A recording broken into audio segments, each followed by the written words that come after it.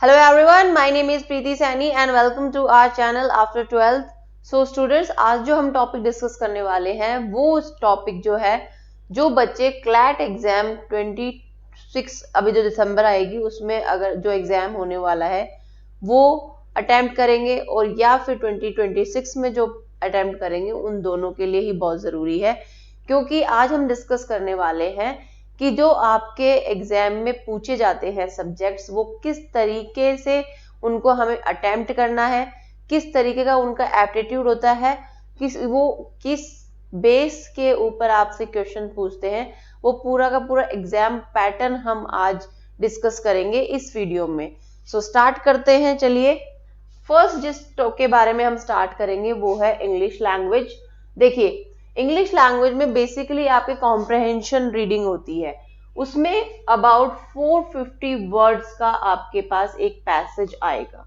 अब 450 वर्ड का पैसेज है तो इसका मतलब क्या हुआ कि आपकी रीडिंग हैबिट बहुत अच्छी होनी चाहिए ऑलरेडी, क्योंकि 450 वर्ड्स का पैसेज आपको पढ़ना भी है, उसका एसेंस आपको समझ में भी आना चाहिए, उसमें इंपॉर्टेंट वर्ड्स हैं कौन से नहीं है, क्या इग्नोर करना है, क्या हमें दिमाग में रखना है, ये सब चीजें आपके ऑलरेडी डेवलप्ड होनी चाहिए जब आप पेपर में आप अटेम्प्ट करेंगे उसे। ठीक है, तो मतलब क्या हुआ, सबसे पहला चीज है पेपर के लिए आपकी रीडिंग हैबिट। ओके, जिन बच्चों की रीडिंग हैबिट ऑलरेडी अच्छी होगी वो ऑलरेडी बहुत बच्चों से आगे होंगे, और जो बच्चों की रीडिंग हैबिट अभी है नहीं और अगले साल जो पेपर अटेम्प्ट करना चाहते हैं तो उनसे मेरी एक ही रिक्वेस्ट है, please start reading your newspaper. Okay, newspaper बहुत ज्यादा जरूरी है आपके क्लैट के पेपर के लिए। ओके, अब देखिए, अगर आपके पास पैसेज आया तो उस पैसेज में हमें फोकस किस चीज पे करना है। तो देखिए, सबसे पहला है कि उस जो आपने पैसेज को रीड किया है उसका इन्फेरेंस क्या है, मतलब क्या हुआ कि आपका जो वो टॉपिक जो उसने चूज किया है वो टॉपिक बेसिकली रिलेटेड किस चीज से है, उसका एसेंस क्या है, ये आपको पता होना बहुत जरूरी है जब आप उसको पढ़ रहे हैं। नेक्स्ट, अंडरस्टैंडिंग ऑथर आर्ग्यूमेंट, मतलब जो ऑथर जिसने वो पैसेज लिखा है उसके आर्ग्यूमेंट्स बेसिकली कैसे हैं, क्या वो इस टॉपिक के बारे में पॉजिटिव बात कर रहा है या उस टॉपिक के बारे में वो नेगेटिव बात कर रहा है या फिर वो उसको कॉन्क्लूसिव वे में करना चाहता है, तो वो चीजें समझना बहुत ज्यादा जरूरी है। अब नेक्स्ट है उसमें वोकैब। ठीक है, आपसे डायरेक्ट क्वेश्चन पूछ लिया जाएगा, कोई एक वर्ड दे देंगे आपको, उसका सिनोनिम क्या है, उसका एंटोनिम क्या है, या फिर आपसे मीनिंग ऑफ पैसेज, मतलब कि इस पूरे पैसेज का मीनिंग क्या है, ये पैसेज क्यों लिखा गया है, क्या है इसका एसेंस, ये चीज आपको पता होनी चाहिए। इसके अलावा ग्रामर बेस्ड इनडायरेक्ट क्वेश्चन भी आपसे पूछे जा सकते हैं जो कि रिलेटेड हो सकते हैं सेंटेंस करेक्शन से, यूसेज बेस्ड हो सकते हैं। ओके, तो इस तरीके से आपके पैसेज पेपर के अंदर आएंगे।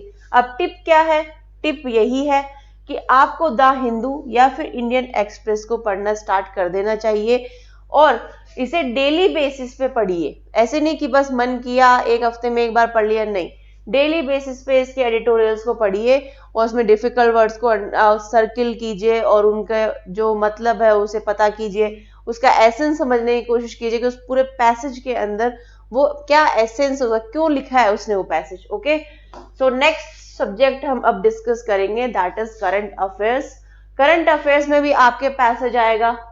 आप यहाँ पे देखेंगे क्लैट के एग्जाम में आपसे हर जो सब्जेक्ट है वो पैसेज के बेस पे ही पूछा जाता है, तो अगर आपकी रीडिंग हैबिट अच्छी नहीं होगी तो मे बी ये हो सकता है कि आप पेपर के लास्ट तक पहुंच ही नहीं पाए, आप पूरे पेपर को अटेम्प्ट ही नहीं कर पाए क्योंकि आपकी स्पीड नहीं है पढ़ने की। ओके, सो इसमें पैसेज आएगा और वो फैक्ट बेस्ड पैसेज हो सकता है, जैसे कि उसमें कोई भी स्टैटिक जीके का टॉपिक उठा के उसका पैसेज बना दिया, like constitution, history, geography, polity, important acts, international organisations like UN, WTO, WHO etcetera. Okay, या फिर वो कोई डायनामिक जीके का टॉपिक भी ले सकता है, लाइक कोई करंट अफेयर चल रहा हो इस टाइम पे, लाइक अभी मैं आपको बता दूं तो करंट अफेयर में जैसे अभी टैरिफ काफी चल रहा है। ठीक है, अब टैरिफ के ऊपर अगर किसी ने पैसेज दे दिया तो आपको ऑलरेडी थोड़ा थोड़ा जीके के अंदर पता होना चाहिए कि टैरिफ बेसिकली है क्या और ये इतना बड़ा इशू क्यों है इस टाइम पे world wide. Okay, next national international news हो गई, अवार्ड्स एंड ऑनर्स हो गए, गवर्नमेंट स्कीम्स, कोई ऐसे इंपॉर्टेंट गवर्नमेंट स्कीम है जो चल रही है, पॉलिसीज, साइंस टैक्स से रिलेटेड कोई चीज, या फिर आपके जो कोर्ट के इंपॉर्टेंट जजमेंट्स हैं, स्पोर्ट्स कल्चर इवेंट्स हैं, इनमें से किसी भी टॉपिक पे को उठा के वो आपका पैसेज बना सकते हैं और आपसे क्वेश्चन पूछ सकते हैं। ओके, तो इसकी टिप क्या है, अब देखिए टिप यही है कि आपको मंथली करंट अफेयर मैगजीन पढ़नी चाहिए, और दूसरा आपको डेली न्यूज़पेपर रिवीजन जरूरी है। आप डेली न्यूज़पेपर पढ़िए, उसके नोट्स बनाइए और उसको रिवाइज भी कीजिए। Next subject is legal reasoning. Okay, legal reasoning में आपके पैसेज आएगा, पैसेज वही 450 वर्ड्स के अराउंड होगा। अब इसमें फोकस क्या करते हैं, उसमें फोकस करते हैं कि जो आपका पैसेज है उसका प्रिंसिपल क्या है और उसके क्या फैक्ट्स है। ओके, और इन दोनों का यूज करके आप उसका कंक्लूजन निकालते हैं। ओके, अगर आप कितना अच्छा कंक्लूजन किसी चीज का निकाल सकते हैं, ये आपका चेक करता है कि आपके अंदर रीजनिंग की स्किल कितनी अच्छी है। ओके, और ये आपको एक अच्छा लॉयर बनाने में भी आगे जाके हेल्प करता है अगर आपकी ये रीजनिंग अच्छी होती है तो। ओके, इसके अलावा आप देख सकते हैं लीगल करंट अफेयर्स, जैसे कि सुप्रीम कोर्ट या हाई कोर्ट के कोई जजमेंट्स हो। ओके, अभी जैसे जजमेंट एक अभी स्ट्रे डॉग्स के लिए आया है, बहुत ज्यादा हॉट टॉपिक है।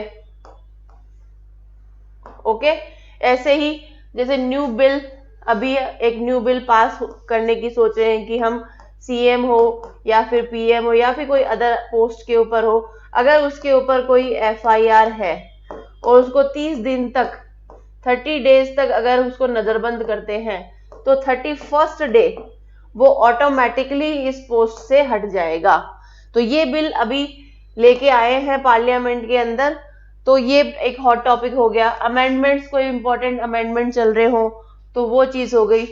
इसके अलावा जैसे कंसेप्ट, आपसे डायरेक्ट कंसेप्ट पूछ लिए, कॉन्ट्रैक्ट से, टॉर्ट से, क्रिमिनल लॉ से या कॉन्स्टिट्यूशनल लॉ से, तो इन सब के बारे में लीगल रीजनिंग में पूछा जाता है। ओके, अब देखिए इसमें नोट ये क्यों लगाया है, देखो आपसे उनको ये एक्सपेक्टेशन बिल्कुल नहीं है कि आप बहुत ज्यादा भयंकर लीगल नॉलेज रखते हो, लेकिन आपको बेसिक नॉलेज तो एटलीस्ट होनी ही चाहिए कि कॉन्स्टिट्यूशन क्या है, कौन सा आर्टिकल क्या होता है।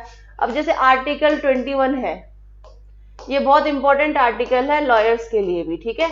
अब आर्टिकल 21 आपको पता ही नहीं होगा कि किस चीज से रिलेटेड है, तो आप क्या ही उसके बारे में बता पाएंगे। ओके, तो ये बेसिकली फैक्ट बेस्ड चीजें होती है इसके अंदर। नेक्स्ट इज लॉजिकल रीजनिंग, आप इससे सबसे ज्यादा फैमिलियर होंगे क्योंकि इसके अंदर assumptions, strengthen weaken arguments, cause effect, puzzles and conclusion निकालना, ये सब चीजें आपने पहले भी की हुई होती हैं, तो ये सबसे कंपैरेटिवली मुझे लगता है बहुत फैमिलियर आपके लिए सब्जेक्ट है लॉजिकल रीजनिंग, और इसको कवर करना भी बहुत इजी है। Okay, last is quantitative techniques. अब देखिए क्वांटिटेटिव टेक्निक्स में बेसिकली दो पार्ट होते हैं, एक तो डीआई से रिलेटेड पार्ट आएगा आपके, मतलब डाटा इंटरप्रिटेशन। सेकंड आएगा इसके अंदर जो मैथ्स, नॉर्मल मैथ्स होती है जो कि 10th लेवल की होती है। ओके, इन दोनों से मिलके आपका क्वांटिटेटिव एप्टीट्यूड का पेपर बनता है। डीआई का क्वेश्चन लेंथी होता है, ऑब्वियस सी बात है, क्योंकि आपकी रीडिंग स्किल्स भी चेक होगी, ठीक है।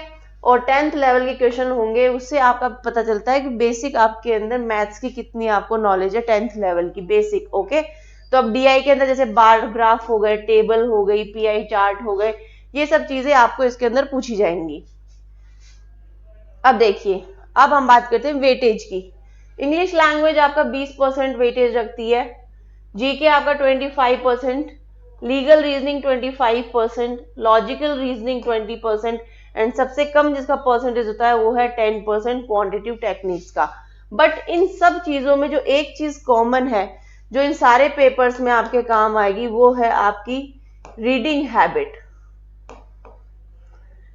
ये एक मस्ट हैबिट है इस पेपर को क्लियर करने की, ठीक है। ये आपको इम्प्रूव करनी ही पड़ेगी अगर आप इस पेपर में एक्सेल करना चाहते हैं और बहुत अच्छी एनएलयू के अंदर पढ़ना चाहते हैं। ओके, सो आई होप आपको समझ में आया होगा कि आपके लिए क्या जरूरी है, किस तरीके से आपको पढ़ना है। तो अब मिलते हैं नेक्स्ट सेशन में ऐसे ही कुछ इंपॉर्टेंट इंफॉर्मेशन के साथ में। Thank you so much.